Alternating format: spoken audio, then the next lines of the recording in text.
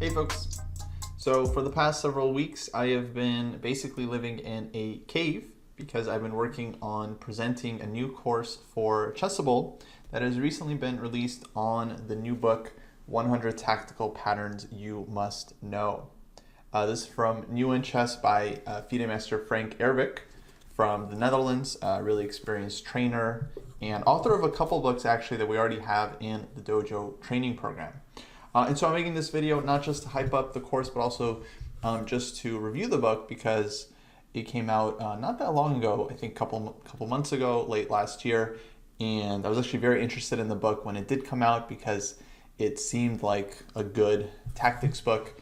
And then when they offered me to do the course, I was very excited to do that because I felt like, yeah, it was like a really good book, and I was kind of pumped up to do the course for Chessable. So I ended up doing the videos for Chessable, but I'd like to just talk a little bit about the book, what I liked about it, and actually review it while doing my own reviews here on Chessable. So yeah, 100 tactical patterns you must know. First off, I really like how the book is structured and organized. I'm a big fan of pattern recognition, and I think that's a huge part of building tactics is, number one, learning various patterns. And then the second part obviously is learning to spot those patterns first in puzzles and then eventually your own games.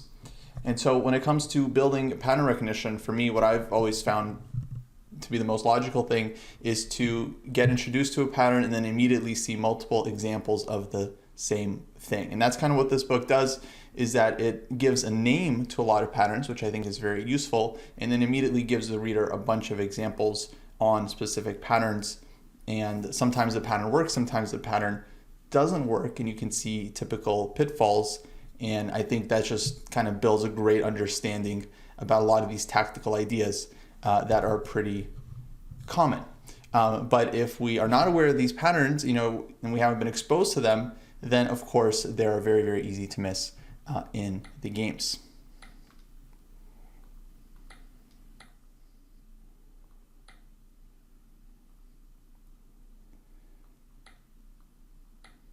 That's a crossspin. This is another crossspin, except here we're going to be defending with bishop d4 check. And now queen takes d4 check, and black keeps the extra rook. Here we're trying to defend this pawn, so we're going to go rook e8. White has to drop back, and now the bishop is pinning the pawn, which is hitting the queen. So the point is to distract the bishop.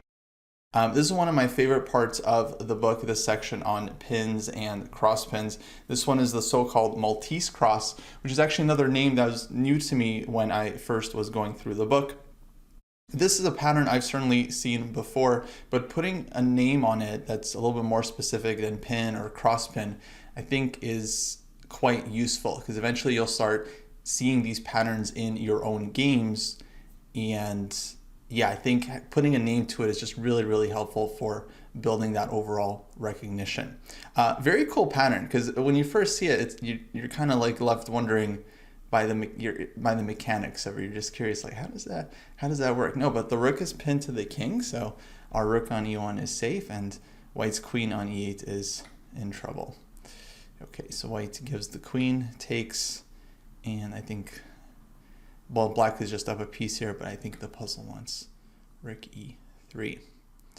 Okay, this is a tough one. This one is defending against the crossspin, and it doesn't want bishop f2. Maybe it wants bishop d6. There we go.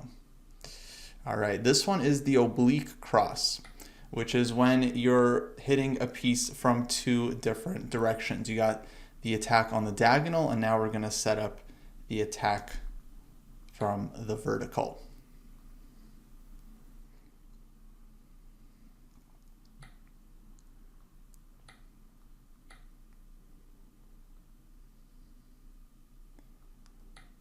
So target range, people are often asking what's the target range of this book, and I believe the author set it to be at around 1,400 to 2,000 club level.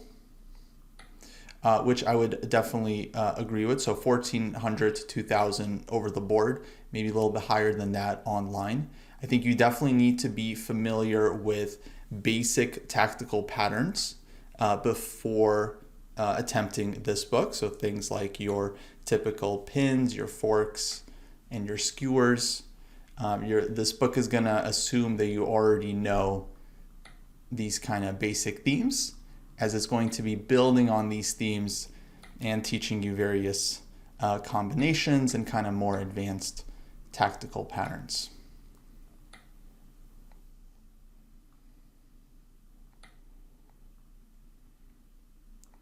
Here we're going to take on f7, take on e5, take here, and we got queen h5 picking up the bishop.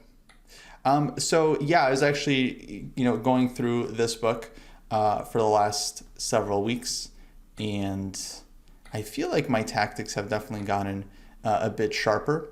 I definitely knew a bunch of patterns already going into it, but there were certainly a few that were new to me. I would say like maybe I was familiar with 85% of the book, and there are definitely a couple patterns that were quite fresh for me that like I just didn't really recognize were a thing, and then some patterns that of course I knew about, like this one, but maybe I didn't always know all the specific details as to how the patterns work. So that's the cool thing about this book, is that it shows you when the patterns work, and it also shows you when the patterns don't work. Like here, for example, white has just played knight takes e5. They're threatening bishop takes f7 check, followed by king e7, bishop g5 mate, in case of bishop takes d1.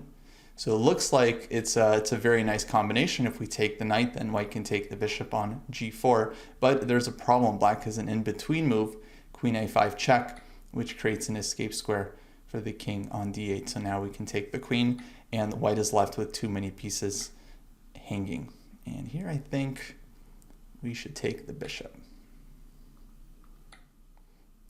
Yeah, so this is a classic.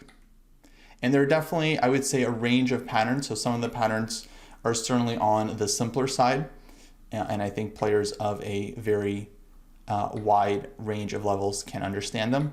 Other patterns are going to be more advanced. And then some examples are going to be advanced. Like this, I think, is a very high-level example where white sacrifices two pieces and then ends up with a winning attack on the queen side. This game by Kevin Spraggett.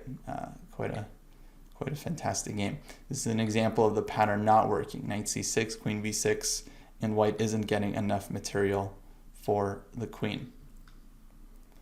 So yeah, 100 Tactical Patterns You Must Know.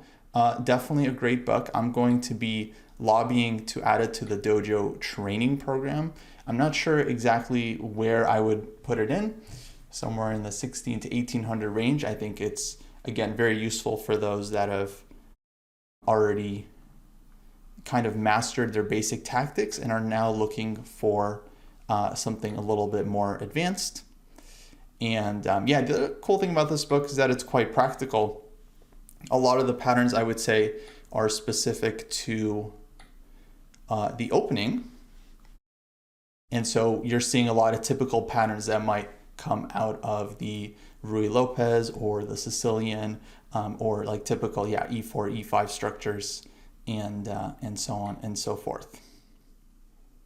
Oh, they took, yeah, bishop f2, and we win the queen. So yeah, 100 Tactical Patterns You Must Know, out now on Chessable. Check out the link in the description below. See you guys next time.